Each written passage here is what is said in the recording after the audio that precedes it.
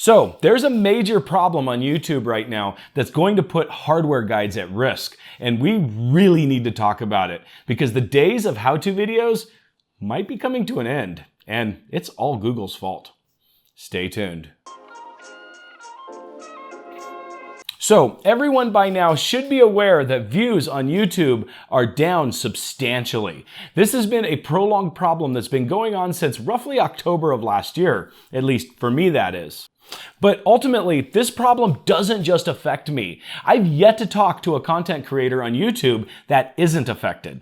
The issue is clearly systemic, but it's affecting some more than others, and there's a pretty good reason why. And I don't think anyone is talking about it. So that's what we're going to talk about today. But first, I got to pay some bills. So check out today's sponsor. Are you still running Windows 11 unactivated because the license just costs too much? Then you should check out today's sponsor, VIP SCD Key, where you can get a valid Windows 11 license for around $20. Stop dealing with that stupid watermark and actually be able to change your desktop background with a valid license for Windows 11. Just go to the link in the description below and pick up a valid Windows 11 license key. During checkout, use the code CyberCPU for a 25% discount.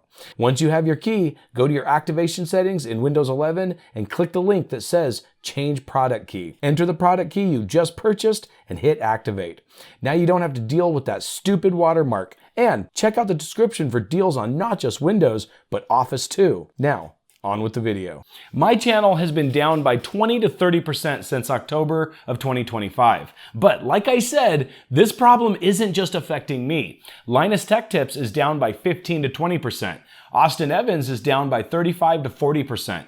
Gamers Nexus is down by about 25%, and Hardware Unboxed is down by 30%. Now, these statistics are all from either first-hand reports from the creators themselves or just looking over Social Blade. They may not be perfectly accurate, but they should be pretty close. Now, don't get me wrong, I get the argument when a YouTuber complains about views being down. Just get good, right? Well, the fact that all tech channels are down by roughly the same amount means that this isn't just a specific creator that's just been phoning it in. Something has to be going on that's affecting everyone equally, and I think I found out what it is. Now, obviously, as a YouTuber, I've been really concerned about this for quite some time. Believe it or not, I kind of like this job and would rather stay around for a little while. But diagnosing this problem has been more difficult than it should have been because the answer is kind of obvious. Last week, I was going through my analytics, as I typically do. As a YouTuber, we always want every video to do well because why would we make it if no one watched it? But ultimately, recent videos are not typically what grow a YouTube channel. Evergreen videos are. YouTubers like me that are in the how-to niches, we create these large backlogs of evergreen content that is searchable that continue to gain views even years after they're made. Sometimes we might release a video and it gets virtually no views, but then goes on to be the biggest video on the channel. In fact, I have a video just like that. And that video is my video on fixing a UEFI boot partition. Now, in the first 24 hours, that video got about 7,000 views. For my channel, that's essentially bombing. Because typically, my videos get around 20,000 views on the first day. So 7,000 views is really bad. But that video went on to get 2.2 million views. And today, it's the most viewed video on my channel. But I noticed that since about October of last year, the views for that video have dropped about 50%. You can see right here on this chart that in October of last year, that video was getting roughly 2,400 views per day. Compared to now, it's getting around 800 to 1,000 views. Now, that's a pretty substantial drop, and it's for that process that is actually still really relevant. I use that process almost on a weekly basis. So, just as an experiment, I went to Google and just asked, how do you fix a UEFI bootloader? It was actually surprising to me to see that my own commands were in the AI overview.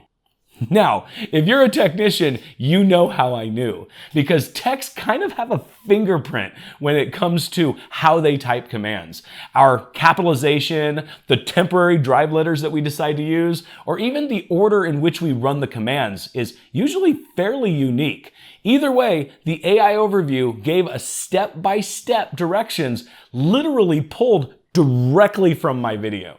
So, needless to say, I was a little irritated after seeing that. So I went to Twitter and posted about it to let other YouTubers know what I thought was going on, because if I was worried about it, then chances are they were worried about it too. However, what that taught me is that there's a lot of people out there that hate content creators. There's a bunch of people that replied to that thread that you'd think I pissed in their Cheerios. I guess helping people with their computer on the internet is bad if you make a career out of it. But ultimately, this is a business. Yes, I love creating content. I'm one of those people who have found a job that actually doesn't feel like a job. But I still have bills to pay. I can't do it for free. And apparently now I'm working for Google's AI, and believe me, I'm not getting paid a dime by them. Because I'm seeing these same analytics across my entire backlog. So this isn't about that specific video. This is about every video that I've made has essentially been ripped off and it's being redistributed by Google's homepage without any benefit to me. And ironically, they didn't even include a link to the original video. I mean, they do now that I've complained, but they didn't then.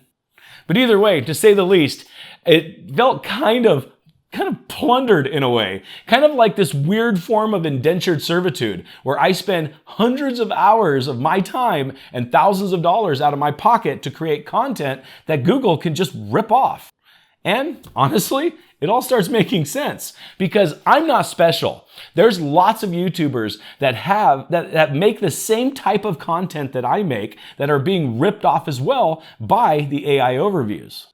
And to be honest with you, it's not even something that's just happening to YouTube. I mean, YouTube is the topic that affects me directly, so it's the thing I'm most concerned about. But I've heard statistics that regular web traffic is down by 70 to 90%. I mean, if anything, that explains why we see so many clickbait titles and why tech news seems to be so exaggerated lately. They're frantically trying to save their audience from the same thing we are. And ultimately, I can only see one conclusion to this problem.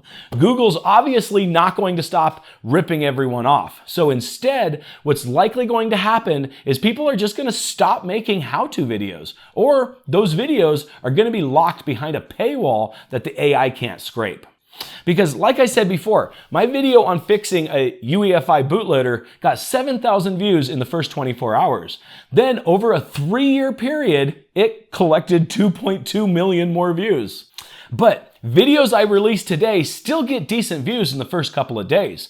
But then that's it. By that time, they've been scraped by the Google AI and all the views just disappear. So there's no more evergreen videos on YouTube anymore. So content creators are going to have to find a better way to survive. And to be honest with you, you can already see this happening on many tech channels. I don't think I've seen a how-to guide on Jay's 2 cents in a while. And Linus is building gaming systems in his private jet. That's because tech channels are shifting to more topical content that's harder for AI to replicate. And unfortunately, it's going to get worse. Because here's the thing, there's been an unwritten contract on the internet since its creation, and Google is blatantly violating it. This is a social contract between search engines and content creators. It's where content creators give those search engines permission to crawl their sites and videos. And the search engine acts as a kind of an honest broker by sending traffic back to the source so the creator can earn a living.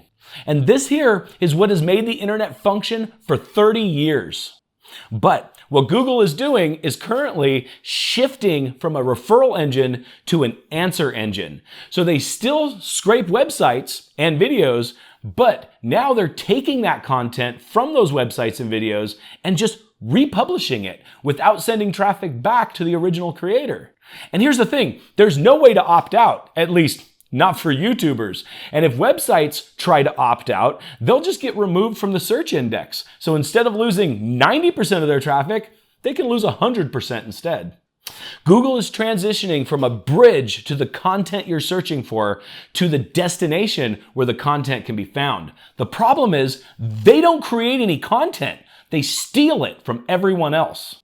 It's like this. If Google were to walk into a museum and take high-resolution photos of all the pictures, and then they set up a booth outside so people can see all the images without paying the admission to get into the museum.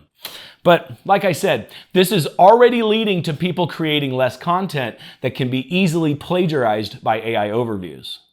But ultimately, this is a double-edged sword, because not only will it hurt our ability to find how-to guides on the internet, but it will also hurt the AI's ability to steal how-to guides on the internet. If there's nothing to train the AI on, then eventually it won't be able to answer any questions either. You know, it didn't seem that long ago we would search for something and we would find web pages and forum posts discussing the issue that we're having. But if you notice lately, those web pages and forum posts are disappearing. They're either being de-indexed by Google or they're simply gone because the person funding the website couldn't afford to keep it up anymore with all the traffic being sucked up by AI overviews. In fact, you're almost forced now to use the AI overviews to answer questions, because even if you use a browser extension to block AI overviews, the answer can't be found in search results anymore. So honestly, I don't know where we go from here. I know that I will probably make less how-to guides, or I'll try to make kind of hybrid videos to where I include topical content and in how-to guides as well. I don't know how I'm going to do it yet. But to survive, we have to make videos that people want to watch. And if Google is simply going to cannibalize content, then there's no reason to make it. Ironically though, in my research for this video, I found that one thing that might be insulating my channel specifically is the fact that I like to talk a lot. Apparently, AI has a harder time summarizing creators who ramble more. So all the people in the comments telling me to get to the point, cope. Ultimately, though, the one thing that we can hope for right now is that the AI bubble pops, because I honestly don't like the internet with AI. It's literally destroying it. And if you'd like to learn more, I made a whole video on that you can check out right here. Not only do I talk about how AI trains, but I also discuss what it's doing to the internet, tech news specifically. But as always, you guys have a great day.